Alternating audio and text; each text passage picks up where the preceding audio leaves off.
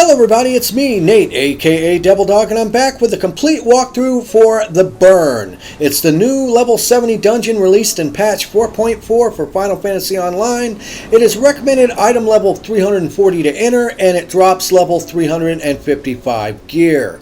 Now, when you first start off with this dungeon, it's really nothing out of the ordinary, other than at the very beginning, as you see in this part right here, you do have to worry about falling boulders. They do telegraph themselves fairly easily. All you have to do is just pay close attention to the ground and the little rocks that are falling to know when the next big boulder is going to fall. As long as you avoid these boulders and just get past them real quickly and have the tank gather up some of the enemies and burn down the enemies, you'll have no problem really with them.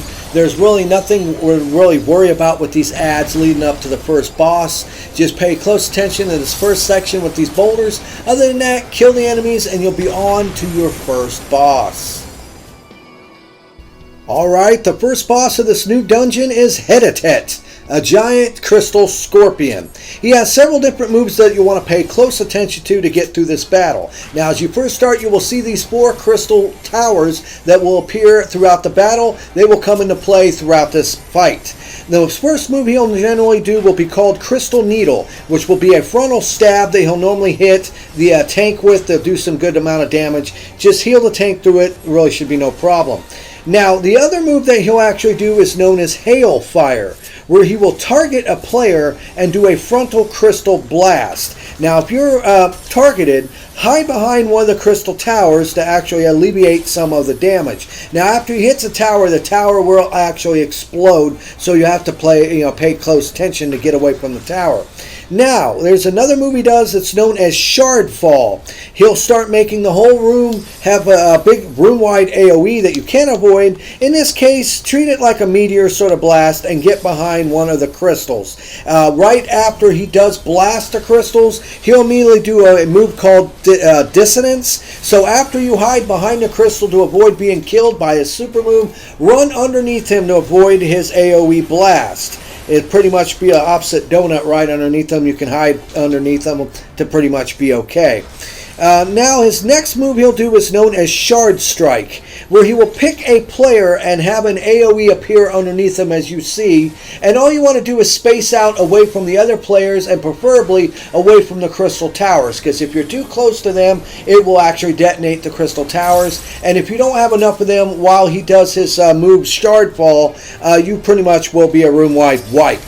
These are really the only real mechanics that you have to worry with Hedatet, so just pay close attention to these. The Crystal Needle, which is a frontal stab.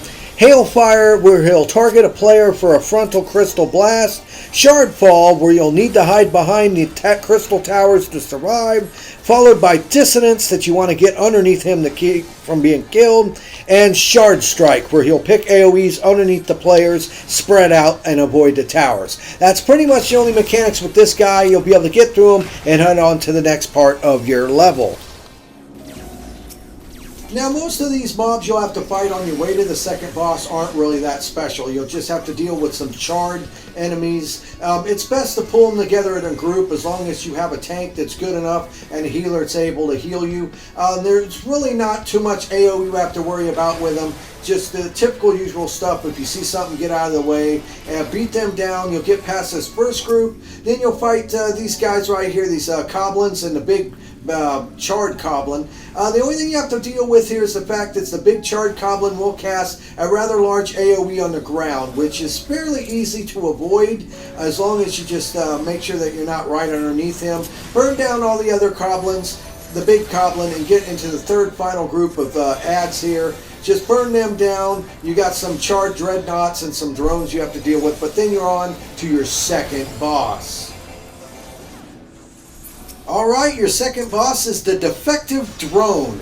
He has a couple different moves, and some of them aren't really telegraphed other than words that pop up on the screen.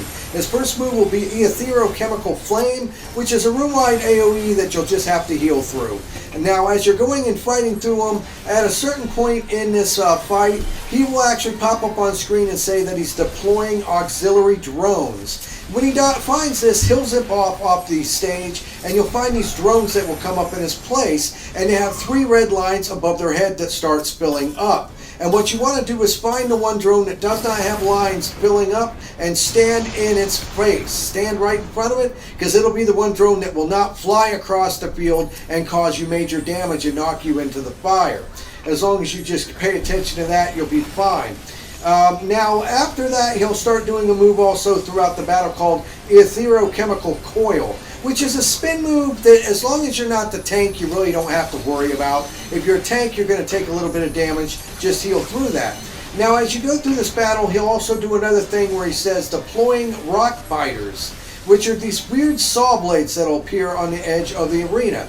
And all you want to do is find an area where the blades are not located at, because they're going to zip straight across the arena. As long as you pick the spot where they're not in front of them when they fly out, you won't get hurt and you'll be fine. Now, give or take right around 25% of his life being left, he'll start saying that he's deploying drones, but at this point he'll actually add a repurposed dreadnought you'll have to fight, 3 rock biter saws, and the drones around the same time. And it'll be a very small area that you'll be able to find that's open that you can stand in without actually taking damage. Once again, like I said, when you're fighting the auxiliary drones, find the one that doesn't have the 3 lines above its head to stand next to it to avoid getting charge blast by him. And also, like I said, you'll have to deal with the repurposed dreadnought and the rockbiter saws at the same time, which can be kind of difficult. It's a very small area you have to stand in to avoid taking damage.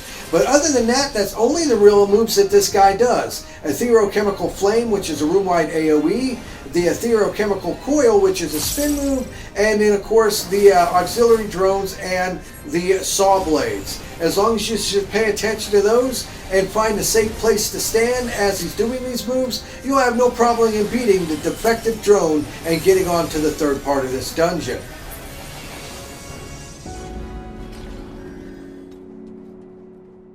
Now, this third part of the ads that you'll have to fight is really nothing special, nothing you'll really have to deal with other than some of the Gigaworms. When you're fighting them, they can lay down a rather large AoE blast around them, so just pay close attention not to be directly on top of the Gigaworms, and you shouldn't have any problems being able to avoid their AoE. Other than that, you just have to fight some spiders and some birds, and pretty much that's about it. Once you do that, you're on to your third and final boss of this dungeon. The final boss of this dungeon is the super mighty and powerful Mist Dragon. This guy packs a pretty good punch if you don't know what you're doing. So I'll let you know on all the moves to get through this bad boy, because I'll tell you what, the first time he handed my butt to me, but once you figure out his moves, he's really not that big of a deal. Now, one of the first moves he'll start to do, and throughout the battle, is known as Rime Wreath, which is a room-wide AoE that does a good amount of damage. Then the healer's going to have to really be on his toes to heal to make sure that the team does not die. Now, the other move that he'll do is known as Fog Plume, where he will pick a player and place this weird star-shaped icon underneath them, and you want to get to the outside of the arena for it to place on the ground. After a certain amount of time, it will detonate and shoot line AoE out around the area. And all you have to do is pay close attention to the shape of it and get on one of the inside angles of, because it's like a star shape, avoid the points, because the points where they're coming out is where the blast is going to come out. So like a star AoE. Other than that, that's really not that hard. Now, once you go and you keep beating the crap out of him, once he gets down to a certain part of his life, he'll do a move called Vaporize, where he will actually go and disappear and become mist in the center of the arena. And what you want to do is burn down the ads that appear around the outside that I think are called Draconic Regards.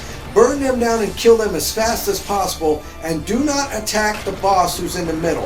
If you attack the boss while he's in this phase, he will automatically freeze you, and people will have to break you out of the ice to continue. You want to burn down the ads on the outside as fast as possible, and then focus on beating him before he pretty much fills the whole arena up with a blast. Because after he does this, it will actually do a move known as Cold Fog, where it pretty much will freeze everyone and do a big amount of damage. You have to bust out of the ice and heal to continue. Now, Cold Fog, it'll also make a little icon appear over the top of a character's head, and he'll do like a super powerful frontal ice blast. So whoever has like, it looks like a blue swirly circle above their head, he's going to do a frontal blast and pretty much do a good amount of damage.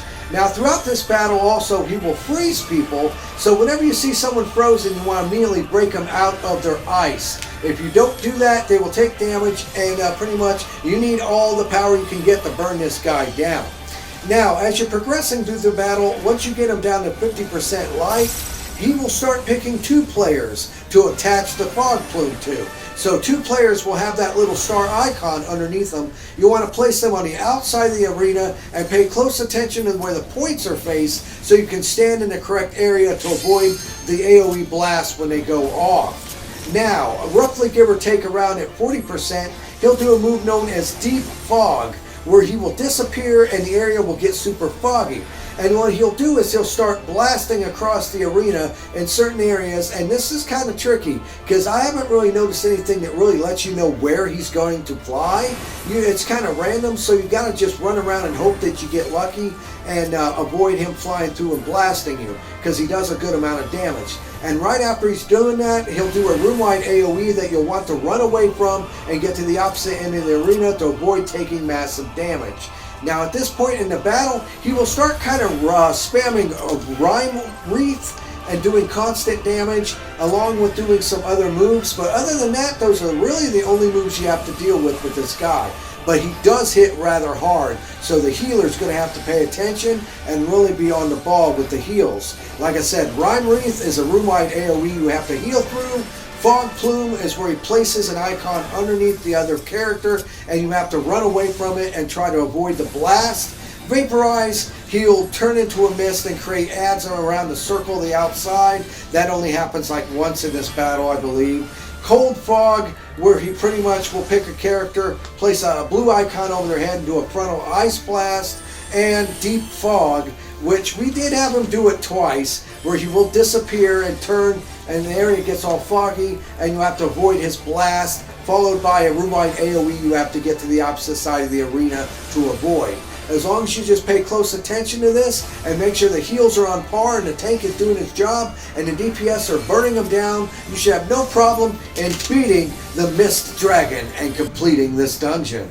This was Nate, aka Devil Dog, and I want to say thank you for everyone who watches this video. Hopefully this helps you get through this dungeon. And in the end, I always end my videos by saying, have fun, play hard, and remember people, the devil is in the details. Peace out.